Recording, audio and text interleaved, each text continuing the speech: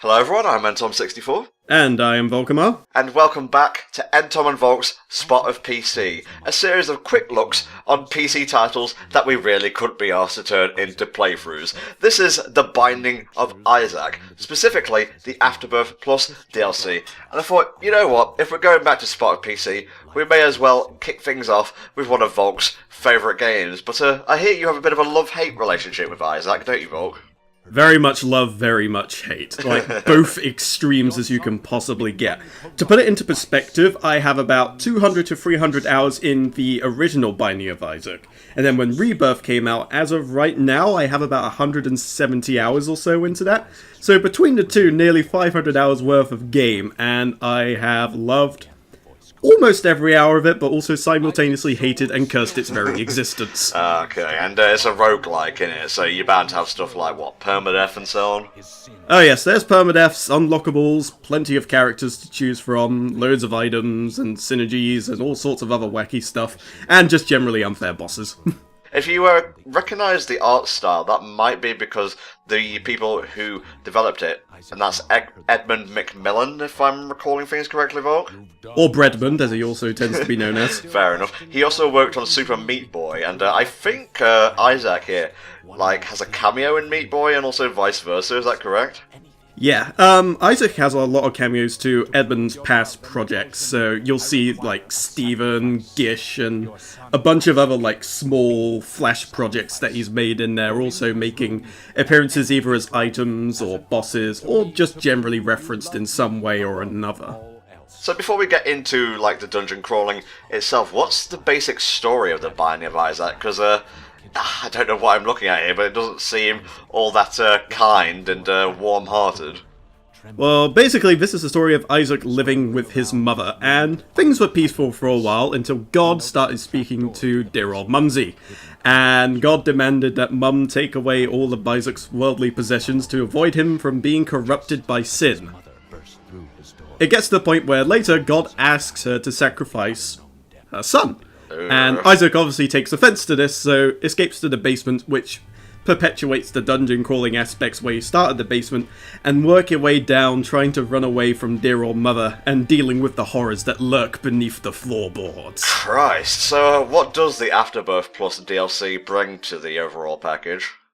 Not as much as the other expansions, I have to admit. It adds a few new bosses, it adds the quote-unquote true ending, and a few new items, new synergies, new floors and things like that. And that's generally how Isaac expansions have rolled since the game first came out. With Wrath of the Lamb, they added the cathedral as the counter to where you fight Satan, which is called Sheol. And also they add the chest and the dark room, and then during Rebirth they added a few new things, they added alternate versions of floors that were already introduced. And also added new game modes, new characters. So as the expansions rolled out, you've always got new items, new things to do, new characters to play as, new enemies and bosses to kill, and in some cases entirely new floors to explore, which added extra endings. There's multiple endings to this game, so you actually have to play through several times in order to get the full story. And just in general, it's added more and more content, but Afterbirth Plus was a bit more tame, but it was meant to be added as a way to be able to introduce the modding community on an official basis.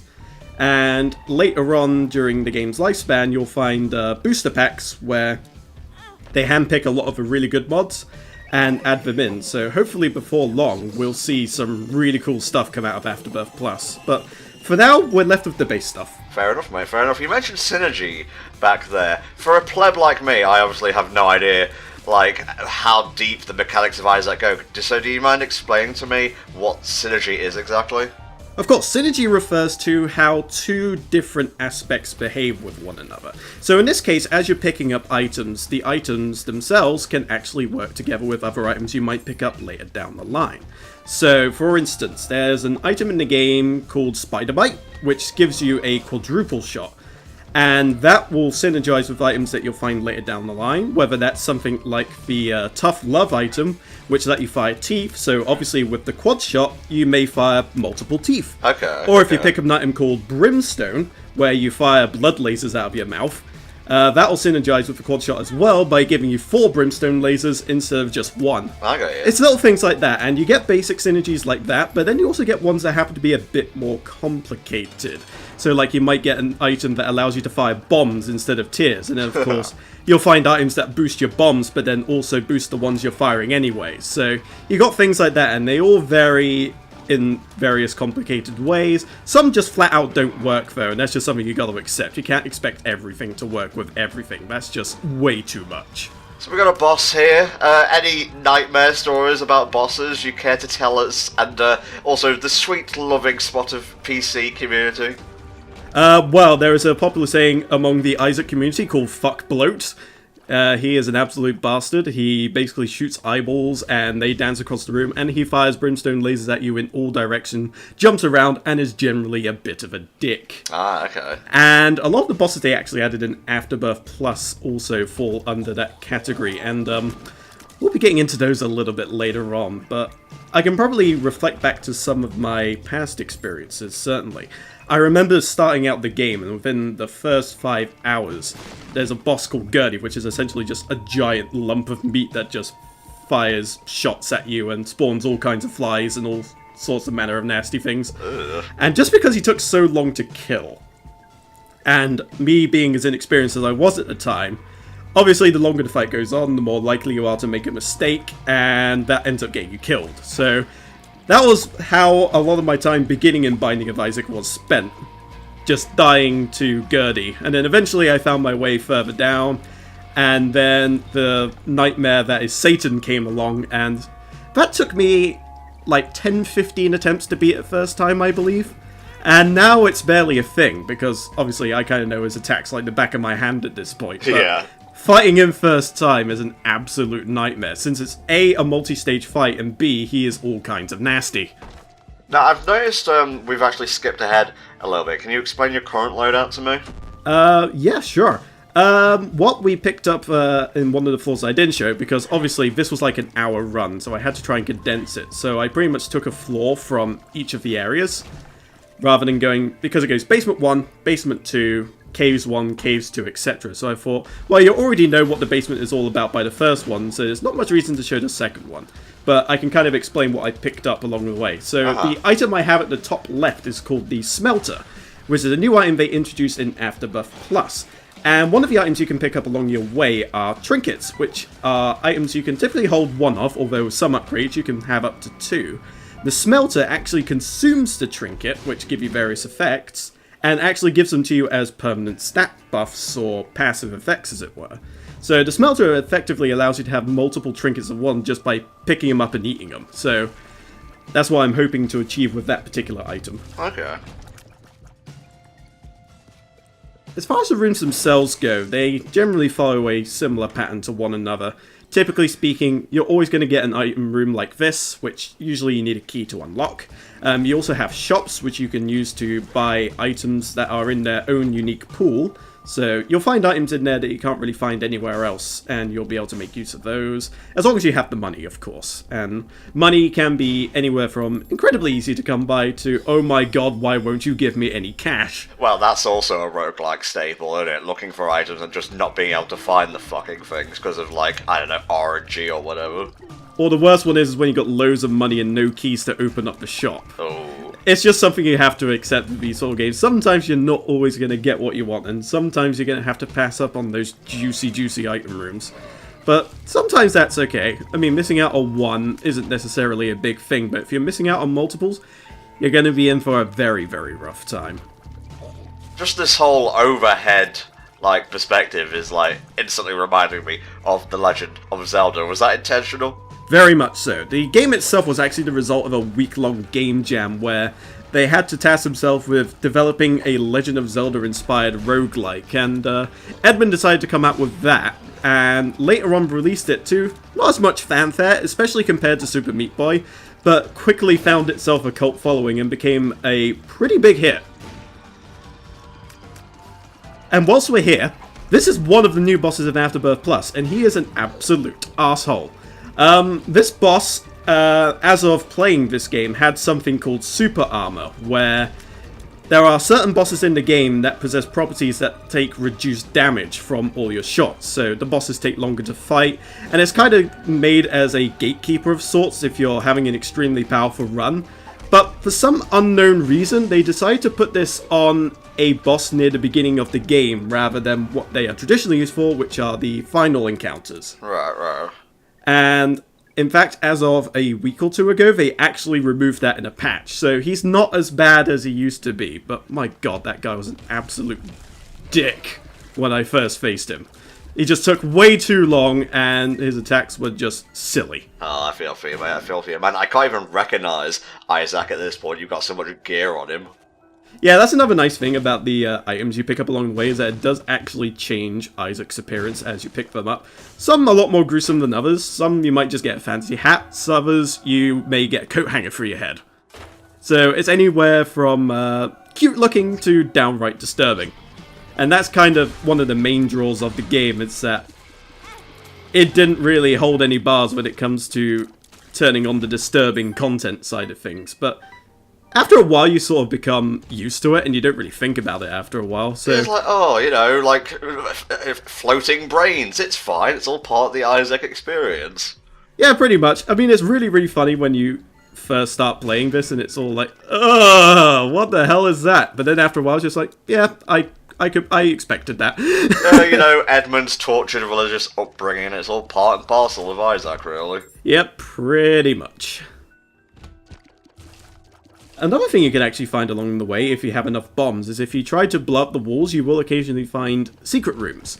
And they can usually give you all sorts of goodies, or sometimes they may not just contain anything at all, as with roguelikes, RNG, and all that. Yeah. So if you got the bombs, it's often worthwhile trying to blow up any walls that you find in hopes of finding a nice secret room that could potentially contain a really nice item. Well, is there any way of knowing if there's like a secret entrance embedded in a wall, like in Zelda? If you tap the wall, it'll make a little tink sound.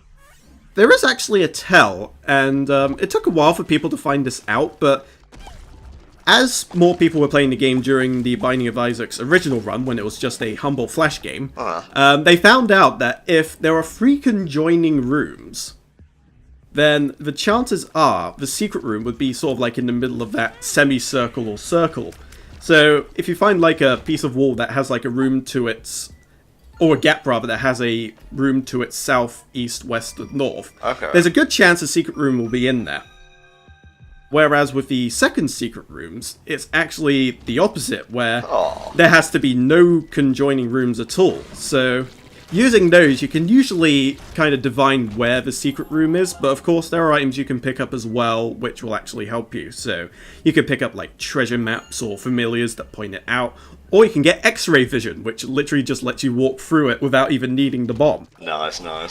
Can you explain some of the icons on the left for me, mate? Like, what does the pot in the top left mean? What's the purpose of the blue star? Not the blue star, sorry, I'm thinking of like fucking Mario. The blue hearts, and also like the numbers on the left. Yeah, sure. I'll go from top to bottom in that case, just to make things easier. Well, first of all, the smelter item on the top left is whatever your spacebar item is, which is your active, as it were. So you'll pick up various active items that do different things when you use them. Obviously, to the right of that is your health, and health is split into several different things. So the red hearts is your actual health, so that's your standard issue health. You can replenish that by picking up red hearts. The blue ones are soul hearts, which are depleted before your regular health, but you can't regenerate them. Once they're gone, they're gone. Okay. And the black hearts are another variation of soul hearts, which were introduced in Rebirth, I believe. If you lose those, you actually do damage to all the enemies in the room. So they're very handy in that regard. Then you've got, towards the bottom of that, you've got your current money count. So in this case, we've got 27 coins. You've got your bomb count below that, which shows you how many bombs you have. And then you've got your keys, which are just how many keys you have that you need to unlock doors, treasure chests, etc. Yeah. Below that is actually something they added in Afterbirth Plus, which a lot of people in the community were clamoring for, which is actually a way to see your stats. Some of the item descriptions are a little bit vague unless you have the Wikipedia open on like another monitor or something. Yeah. So having this visual aid kind of helps you figure out what items might do. So it may give you a description, but on the left there, it may give you like plus swords, which are your damage, or the cloverleaf, which is your luck. So you can say, oh, that increased my damage and increased my luck a bit as well. So you kind of know what those sort of items do. It also gives you an idea of sort of how strong you are as you venture through, because before then, it was a little bit difficult to kind of figure out just how strong you were. And with this, you can kind of figure out if you can kind of go gung-ho, or if you have to play a bit more defensively. And it serves as a nice aid just to kind of see where you are in comparison to like how deep into the Binding of Isaac you actually are. So this is your first mum fight. This would be where the game would traditionally end. So your first run through, you beat Mum, divine intervention happens, you get smacked around the head of the Bible, there you go, that's your first ending. But then, when you go through the game again, you get the option to go into a new area. And in this case, you also have the Polaroid and the negative, which take you to either the dark room or the chest. Oh. So in this case, we are now in the womb. Don't ask how we got into like a caves area to the womb. That's just Breadman being Breadman. Yeah, of course. So essentially, I would assume we are inside Mother at this point. Which is very disturbing if you think about it that way, but I played Isaac for nearly 500 hours, so this is just like standard clocking in at work kind of thing. Seriously, yeah. But yeah, you can imagine how people felt when they first saw this. I apologise I don't have much to say here, it's just that a lot of the games Volk plays I tend not to play. It's good for a spot of PC, obviously, so we're not like hampered by my shitty pleb taste, but roguelikes are something I've never really been all that fond of, mostly because I'm not a fan of permadeath in video games. Call me like a casual if you want, I don't mind, I kind of am for the most part, but I like, you know, I just like being able to have some fun and not being rammed up against the wall and the computer having its way with me. Yeah, I could definitely understand that, and if I remember correctly, you did actually try this game once upon a time, several years ago, when it was its humble Flash beginnings.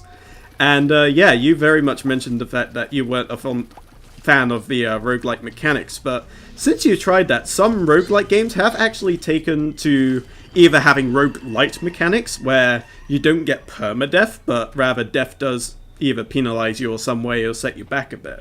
And in some cases, some just allow you to disable that sort of thing entirely. So, roguelike games have come a long way in being able to accommodate the more casual market, as it were, and without interfering with the overall, like, what the game's about. With what made them great in the first place. Exactly. So what we had there is a dice room, and this particular dice room is a very, very dangerous one, because it will re-roll everything you have. So all the items you picked up will be made into different items. This could obviously give you something completely different from what you've been used to at the beginning of the run, but also creates a nice little thing saying, ooh, I could risk it all and get like a really, really good build, or it could just suck. So I decided to go for it. And yeah, I now have a laser, which is a very, very small laser, which was given by the item called Technology. Ooh. And obviously we got a lot of friends now, as you can probably see. We got Gish, who is handing up the rear. We got the Fart Baby, a glass of milk, and among other things, we also got a brain that flies around exploding things.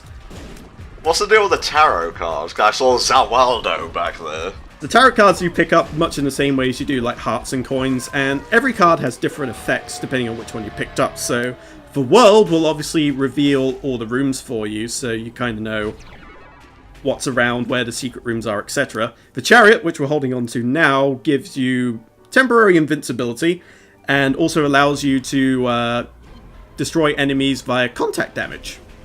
And there are other items as well. There are some that give you hearts, some that spawn beggars and things like that. They all have different effects, so it's well worth picking them all up and seeing what they all do. Unfortunately, they don't allow you to summon badass stands, so sorry about that, Tom. Oh, god damn it. So yeah, you may well have noticed as well, when we went into our Devil Deal room, we became something called Conjoined. And something that was introduced during Rebirth especially. Transformations have always existed, but it wasn't until Rebirth that they kind of decided to take it to the next level, where if you pick up a certain category of items, so if you pick up a lot of followers, you'll eventually get something called Conjoined, which actually gives you these two friends on either cheek there, which also fire tears. So where we had one laser before, we now have 3, including 2 that are shooting on the diagonals on opposite sides, which is very handy for being able to clear out large areas of enemies at once, which obviously gives you less chance of getting hurt, which is always good. There are other items as well. If you pick up a bunch of cat items, you transform into Guppy, which gives you flight, and also allows all of your tears to give you friendly flies, which will then charge into enemies and deal all of the damage. Guppy is easily considered one of the most powerful transformations you can get, to the point where Guppy is very much sought after in just about every run. It's just that good. As well as the cat items themselves being very, very good. So we're making our way towards Satan now, so Okay. This was where I had my first major wall. Like, Mum's Heart and Mum herself were obviously pretty hard, but this was like the first time I encountered a wall that took me several hours and days worth of playing just to overcome. Whether that's from learning the pattern, learning what all the individual items were doing at the time. But yeah, as you can see now, we've become pretty powerful thanks to that reroll room that we just took. So Satan ain't gonna be no thing. We're gonna get through this pretty damn quickly. So Satan's split into 3 stages, so this is his first stage where he tries to stamp on your ass. The second form, which was before that, obviously, is Satan himself trying to kind of destroy you. And we've been presented with something that was introduced in Afterbirth Plus, which is a portal to the new area introduced called the Void. Ooh, the Void. The Void is probably where a lot of my, I guess, reservations about Afterbirth Plus kind of come in, because the area itself isn't, like, necessarily new. It's more just a mishmash of like all the areas in the game rolled into like one mega area. There's several bosses, but the main boss in this area is a guy called Delirium, and when we encounter him, I'll be able to kind of give my opinions on him. But this is where I have to kind of give Afterbirth Plus a few points down, because like the game itself didn't really add a whole lot to the Binding of Isaac experience, and a lot of the things they did add either don't do very much at all or seem to work very much against you, whether that's from the enemies being a little on the unfair side to the items being kind of duplicates of items that had already existed in the past. And then you got like the Void, which could have been a really, really good area, but I don't know, it just seemed a bit underwhelming after, you know, coming through all this way, finally getting to this quote-unquote last area and kind of seeing where the story actually ends. Yeah, you just end up with like a best of Isaac area, so something completely new. Or the worst of, depending on your perception. Ooh, okay. Well, it depends on how much you hate individual enemies and such. So I guess with like the time we have remaining, do you have any like roguelike games you've played in the past that you'd recommend in addition to Isaac? Yes, absolutely. Well, we obviously covered Enter the Gungeon in the first season of Spot on PC, and that's a game that I very much recommend. I want to get that. If that comes out on the Switch, I think I'll be picking that up. I would be a little surprised if it didn't. I know Isaac's coming out on the Switch with all the Afterbirth gubbins in there and a lot of extra stuff as well in the box. So if you want to pick up Isaac for the Switch, that's something you can do. What other roguelike games? Dungeon of Dreadmore is good if you saw like that traditional RPG leveling kind of style of gameplay. Also very fun, a lot of referential humor, diggles, all that there fun stuff. In terms of other roguelike games, there's a few that I really want to try and like get to proper grips with. There's one called Dungeon of the Endless, which is part of a endless trilogy of games which cover many different genres, and that's a game series I very much want to try. In terms of other roguelikes that are interesting, Rogue Legacy is a very good roguelike platformer to try out, and there's also Crypt of the Necrodancer, which is a rhythm-based roguelike, and kind of follows sort of like that isometric-y style thing of play, as well as, you know, DDR mechanics. So this is Delirium. This is by far the most annoying boss I have ever faced in a video game, and that's saying a lot. Delirium basically takes on the form of every single boss randomly, and teleports around the room firing all sorts of nonsense. And the teleporting stuff would be forgivable if he didn't also teleport directly on top of you. Oh, that's bullshit. It really, really is, and my god, this thing is a piece of ass. Like, I love Isaac dearly, but this took me a while to actually overcome, and actually in this video I do overcome it through some weird glitchiness that happened. Like, whether we get to it, I'm not entirely sure how to explain it, but just keep an eye on the health bar and you'll see what I mean. Okay. But yeah, this fight is just, by design, very chaotic. But of course in that chaos there's just a lot of things that are either flat or unfair or just don't make sense. Like, this has potential to be a really, really good boss, and I'm pretty sure that as Afterbirth Plus gets more patches, it'll probably end up being way better. But as of right now, it's still one of those bosses that I dread facing, unless I just have one of those builds that just let me just go ham on the power and just never let go of the pedal. Yeah, right there. Somehow, some way, I did 80% of its health, and I have no idea why. I have watched back this footage at least 6 times now, and I still haven't been able to work it out. Hey, don't look a gift horse in the mouth, mate. No, that's exactly what I said when I was playing for this. It's just like, oh, no, I'm just going to accept this and just do what I can. Oh my god, there's more balls than Isaac on screen right now. Well, that goes without saying, but you know what I mean. Another point is as he gets less health, the transformations become quicker and the attacks also become quicker. So as you're dealing more damage, he's obviously getting even more frantic. I guess that's the theme of Delirium itself. It's a delirious state made manifest. Which is kind of cool in concept. It's just like the execution so far is still a ways off, and I'm hoping it gets fixed. But yeah, as far as Binding of Isaac goes, still very much enjoyed the game. Even with its bullshit aside, I still get a lot of enjoyment out of it. But it's one of those games where you kind of go, okay, I clearly got cheaped out by something that I'm not that fond of, so maybe I should just take a step back from it. Yeah, for sure, for sure. The game itself has a lot to give. There's many hours of gameplay involved, lots of cool stuff in there, as well as some of the bad, but you gotta kind of take the good with the bad. But in general, you can't go wrong with this game. It's fairly cheap, it goes on sale quite often, so if you're looking for a rather intense roguelike experience, you can't really go wrong. So this is the real ending. So the idea is that Isaac never actually went into the basement, but instead hid inside a trunk in his room. And it also gives some idea about what happened to Isaac's family. So basically Isaac's dad's left because mum was like a bit loco, as you may have been able to tell. And yeah, she kind of went a bit nuts. And as a result, Isaac also went a bit nuts. So yeah, the pictures over there pretty much tell the story.